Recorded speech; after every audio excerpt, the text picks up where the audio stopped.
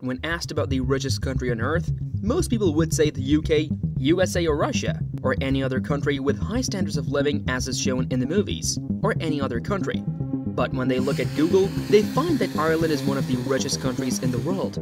There is no doubt that it might come as a surprise for them, but over the last years, the Irish economy has had the most eye-watering growth numbers. So, how Ireland became one of the richest countries in the world? Well, that's what we're going to be finding out in today's video. Make sure to watch this video till the end. Ireland is the 5th richest economy measured by GDP per capita, below Luxembourg and Bermuda. Population-wise, it is smaller than New York. Although it is a tiny island, it has become a popular destination for international businesses such as Apple and Microsoft. But when you look at it historically, it has not always been this wealthy. In fact, from 1845 to 1849, Ireland suffered from mass starvation and disease during the Irish potato famine.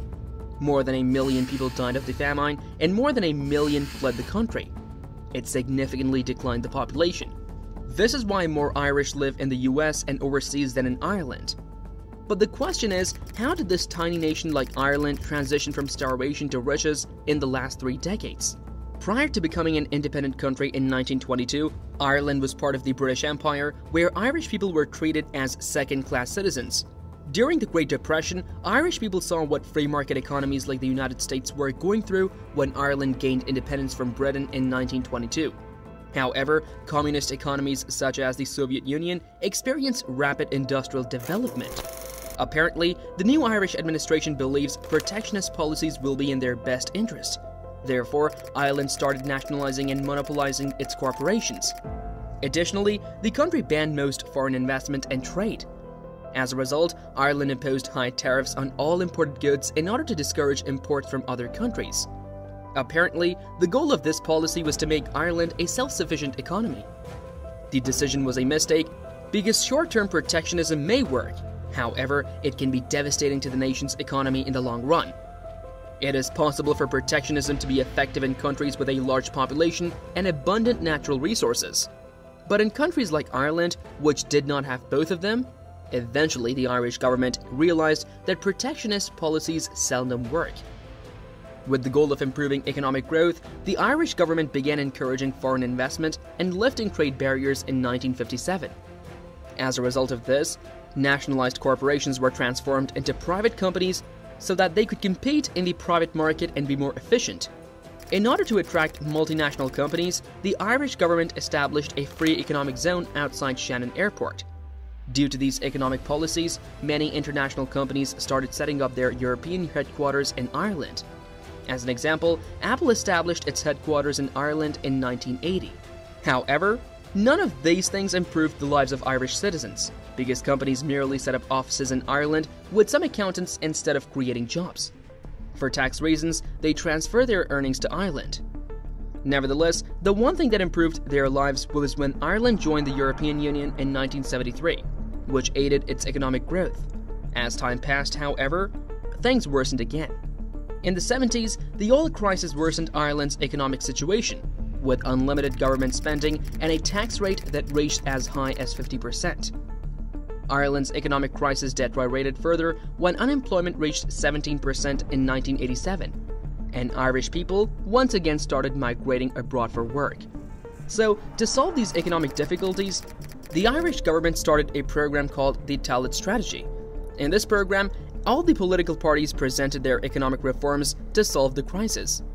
In order to get out of the crisis, the government cut spending and taxes. As a result, people spend and invest more, which improves the economy.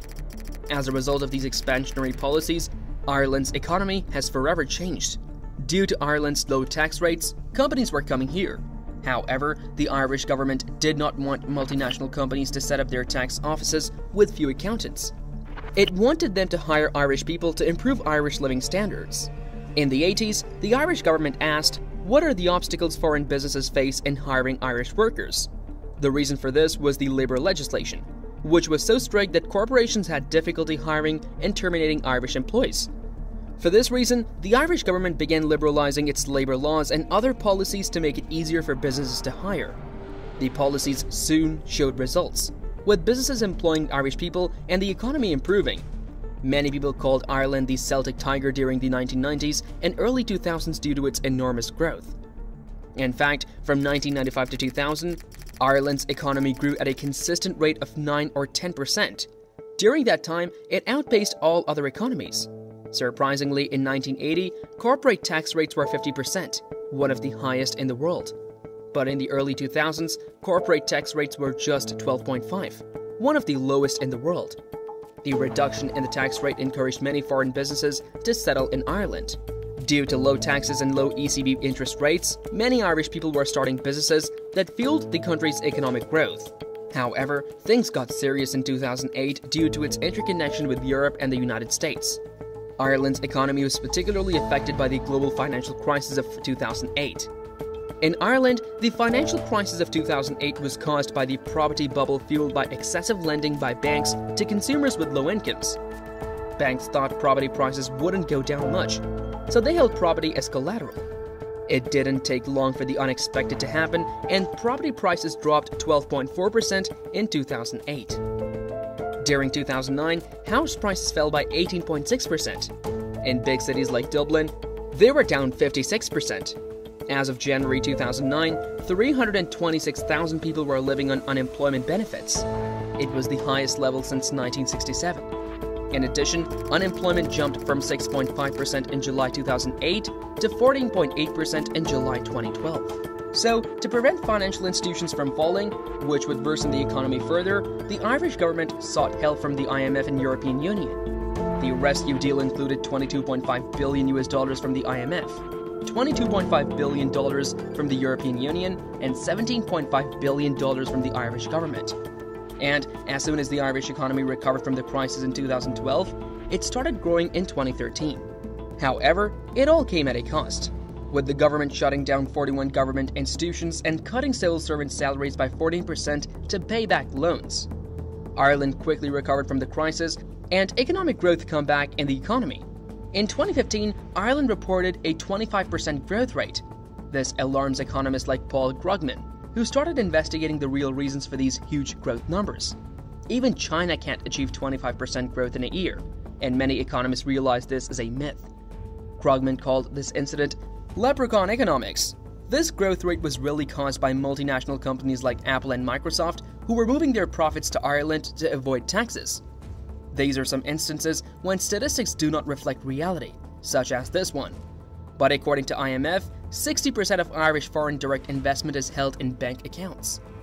This growth was so surreal that in March 2018, the Irish Times published this: "Nobody believes our GDP numbers anymore. Not after a 26% jump in 2015, which was famously derided as Leprechaun Economics. Even the CSO cautions against viewing last year's 2017 7.8% jump as a reflection of real economic activity."